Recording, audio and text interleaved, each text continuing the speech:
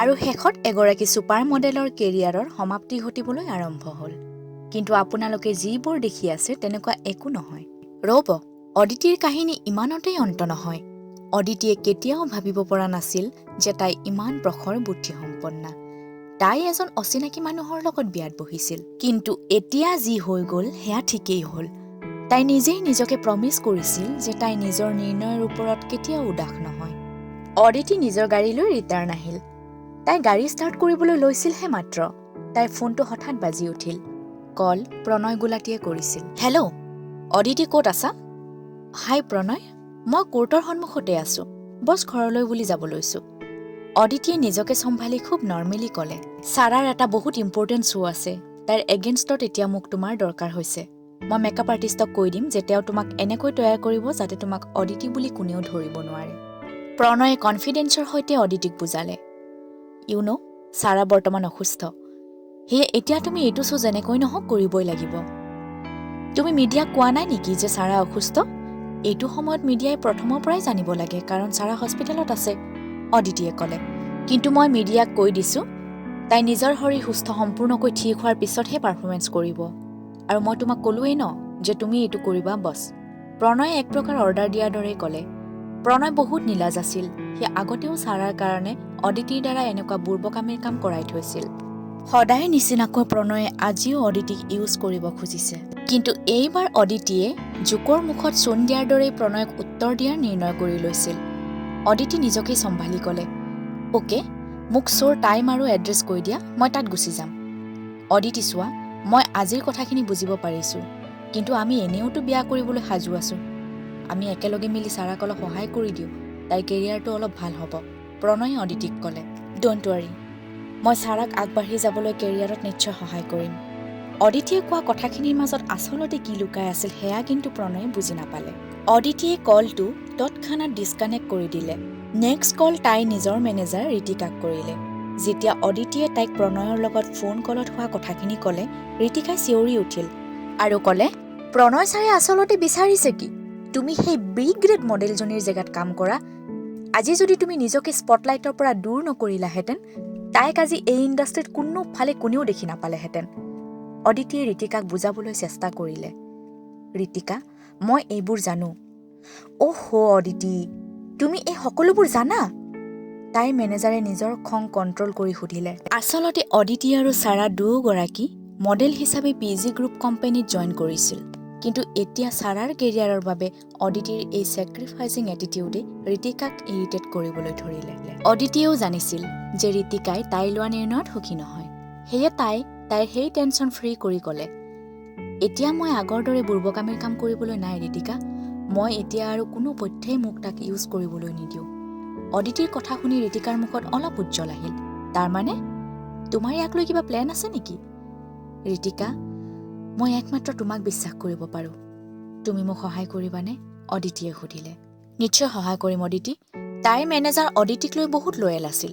নহ'বনো কিয়? After all দুয়োৰে মতলব এটাই। অদিতিয়ে কিবা এটা ভাবি ক'লে, ঋতিকা, ছাৰাই বহুত ডিফিকাল্টলি মিডিয়াক এইটো বিশ্বাস দিছে যে তাই ইনজিউৰ্ড হোৱাৰ পিছতো এইটো শ্ব'ত পাৰ্টিচিপেট কৰি আছে, কাৰণ তাই টপ 10 মডেল এৱাৰ্ডৰ এলিজিবিলিটি হেৰুৱাব নিবিচাৰে। আচ্ছা শুনা, তুমি এতিয়া চিটি হস্পিটেললৈকে যাবলৈ মোক সহায় কৰা। এয়া শুনাৰ লগে লগে ঋতিকাৰ মুখত হাঁহি বিৰিঙিল। মই বুজি গ'লো যে তুমি কি কৰিবা। হস্পিটেল গৈ তুমি এইটো প্ৰমাণ গোটাবা যে তাই এতিয়াও হস্পিটেলত আছে, আৰু তাৰ পিছত এইটো পাব্লিক কৰি দিবা। নহয়, মোৰ ওচৰত আৰু ডাঙৰ নিউজ আছে। ছাৰা প্ৰেগনেণ্ট, আৰু এইটো প্ৰণয় গুলাটীৰ সন্তান। এইটোৰ লগতে মোৰ এইটো নিউজো মিডিয়াত প্ৰচাৰ কৰি দিয়া যে প্ৰণয় গুলাটীয়ে মোক আগতেও বহুতবাৰ ছাৰাৰ শ্ব'বিলাকত তাইৰ জেগাত তাইৰ হকে ব্যৱহাৰ কৰিছে। এতিয়া সি মোক কোনটো শ্ব'ত কেনেকুৱা ধৰণে ব্যৱহাৰ কৰিছিল ইয়াৰ সকলো প্ৰমাণ তুমি গোটাব লাগিব ঋতিকা। অদিতিৰ কথা শুনি ঋতিকা প্ৰায় শ্বকড হৈ গ'ল। আচলতে অদিতিৰ এটিটিউড কিয় ইমান সলনি হ'ল তাই বুজিব পৰা নাই। প্ৰণয় আৰু ছাৰা সঁচাকৈ ছয়তান আছিল। সিহঁতে অকল অদিতিক গাদ্দাৰী কৰাই নহয়, লগতে তাইক এটা কাঠ ফুটলাৰ দৰে ব্যৱহাৰ কৰিছিল। তুমি চিন্তা নকৰিবা অদিতি, এই ক্ষেত্ৰত মই তোমাক সম্পূৰ্ণ সহায় কৰিম, ঋতিকাই উত্তৰ দিলে। তাই মনতে খুব শান্তি পাইছিল। তাই সিহঁতৰ লগত ঠিক তেনেকুৱাই কিবা এটা কৰাৰ সিদ্ধান্ত লৈছিল যেনেকুৱা সিহঁতে তাইৰ লগত কৰিছিল। সেই সময়তে প্ৰণয়ে তাইক শ্ব'ৰ লোকেশ্যন আৰু এড্ৰেছ পঠাই দিলে। কোলাবাৰ দ্য গ্লেমাৰ হলত যাব কৈছে। অদিতিয়ে নিজৰ গাড়ী কোলাবাৰ ফালে ঘূৰালে আৰু গাড়ীৰ স্পীড বঢ়াই তাই হলৰ ফালে গ'ল। অদিতি তাত গৈ ছাৰাৰ মেনেজাৰক লগ ধৰা কথা, কিন্তু তাইৰ মনত এইটো চিন্তাও আছে যে মেনেজাৰক লগ কৰাৰ আগতেই তাই নিজৰ বিয়াৰ মেকআপ গুচাব লাগিব আৰু নিজৰ ড্ৰেছআপ চেঞ্জ কৰিব লাগিব। সেয়ে দ্য গ্লেমাৰ হল গৈ পায়ে তাই নিজৰ গাড়ী ৰেষ্টৰুমৰ সন্মুখত পাৰ্ক কৰিলে আৰু কোনেও নেদেখাকৈ তাই চিধা ৰেষ্টৰুমত সোমালে। ৰেষ্টৰুমটো খালী আছিল। বিয়াৰ লেহেংগা আৰু মেকআপ গুচোৱা হোৱাৰ পিছত তাই ছাৰাৰ মেনেজাৰক লগ কৰিবলৈ গ'ল। তাইৰ পাৰ্চনেলিটি বহুত এট্ৰেক্টিভ আছিল। বহুত দেৰি হৈ গ'ল আপোনাৰ, সোনকাল আহক আৰু আপোনাৰ মেকআপ লৈ লওক। আচলতে কাম অকল মেকআপৰ দ্বাৰাই নহ'ব, আপোনাৰ বাবে এযোৰ খুব সুন্দৰ লেহেংগা অনা হৈছে, যাৰ দ্বাৰা অডিয়েন্সে গমেই নাপাব যে ষ্টেজত ছাৰা নে অদিতি। আজিৰ শ্ব'টো কিহৰ ভিত্তিত হ'ব? অদিতিয়ে জল্দি তলৰ হলৰ ফালে খোজ আগবঢ়াই সুধিলে। একচুৱেলি এইটো এছ ক্ৰিয়েশ্যনৰ বাবে এটা জুৱেলাৰী শ্ব' হয়, মেনেজাৰে ক'লে। মেনেজাৰে অদিতিক এইটো কথাও ক'লে যে এইটো শ্ব'ৰ পিছত হ'ব পাৰে যে এছ ক্ৰিয়েশ্যনে ছাৰাক ইণ্ডিয়াত নিজৰ ব্ৰেণ্ড এম্বেচেডৰ চাইন কৰাবও পাৰে। সেয়ে প্ৰণয়ে ছাৰাৰ জেগাত অদিতিক ব্যৱহাৰ কৰাৰ প্ৰস্তাৱ আগবঢ়াইছিল। ছাৰাৰ মেনেজাৰে আচলতে তাইক মিছা কৈ আছিল, কিন্তু এতিয়া অদিতিক জালত ফচোৱাটো ইমান সহজ নাছিল। আচলতে অদিতিয়ে ড্ৰাইভ কৰি থাকোঁতে বিচাৰ কৰি লৈছিল যে দ্য গ্লেমাৰ হলত আজিৰ কি শ্ব' আছে, the crown star jewellery show', আৰু তাৰ বিষয়ে অদিতিয়ে ভালেখিনি ৰিচাৰ্চো কৰি লৈছিল। একচুৱেলি ছাৰাৰ ইম্পৰ্টেঞ্চৰ বাবেহে আপোনাৰ নিজৰ মেকআপ ৰুম পাবলৈ আপুনি সক্ষম হৈছে। আপুনি আজি গ্ৰেণ্ড ফাইনেল শ্ব'ত এইখিনি জুৱেলাৰী ৰিপ্ৰেজেণ্ট কৰিব লাগিব। এইটো লওক আপোনাৰ শ্বেডিউল। মেনেজাৰে অদিতিক জুৱেলাৰীৰ পিচবোৰ দেখাই সকলোখিনি এক্সপ্লেইন কৰি দিলে। ইয়াৰ পিছত তেওঁ মেকআপ আৰ্টিষ্টক অদিতিৰ মেকআপ আৰম্ভ কৰিবলৈ ইংগিত দিলে। কি সঁচাকৈ প্ৰণৰ এইটো বিশ্বাস হয় যে মেকআপ আৰু কষ্টিউমৰ পিছত অডিয়েন্সে অদিতিক চিনি নাপাব? আচলতে অদিতিৰ মূৰত যিবোৰ কথা চলি আছিল সেইবোৰেই আজি ধুমুহাৰ সৃষ্টি কৰাৰ এক অনুমান। তাই সেই ধূৰ্ত মানুহখিনিক জীৱনলৈ মনত থকা এটা শিক্ষা দিয়াৰ সিদ্ধান্ত কৰি লৈছিল। আনফালে কৰণজিতৰ মেনেজাৰে এনিটাইম অদিতিৰ ওপৰত চকু থৈছিল। যেতিয়াই তেওঁ গম পালে যে শ্ব'ত ছাৰাৰ সলনি আজি অদিতি আহিব, তেওঁ তৎক্ষণাত এই খবৰ কৰণজিতৰ ওচৰ চপালে। খবৰটো শুনিয়ে কৰণজিতে নিজৰ মেনেজাৰক ক'লে, মই এইটো শ্ব'লৈ যাম, তুমি জল্দি মোৰ যোৱাৰ ব্যৱস্থা কৰা। য়েছ ছাৰ। এই শ্ব'টো যদিও স্পেচিয়েল শ্ব' নহয়, তথাপিও কৰণজিতে একমাত্ৰ অদিতিক চোৱাৰ বাবে যাব বিচাৰিছিল। এতিয়া প্ৰায় গধূলি হৈছে। হলটোত ক্লাছিকেল মিউজিকৰ ধ্বনি আৰম্ভ হৈ গৈছে। বছ শ্ব' আৰম্ভ হ'বই আৰু। গ্ৰীণ ৰুমত সেইফালে অদিতিৰ মেকআপ সম্পূৰ্ণ হ'ল।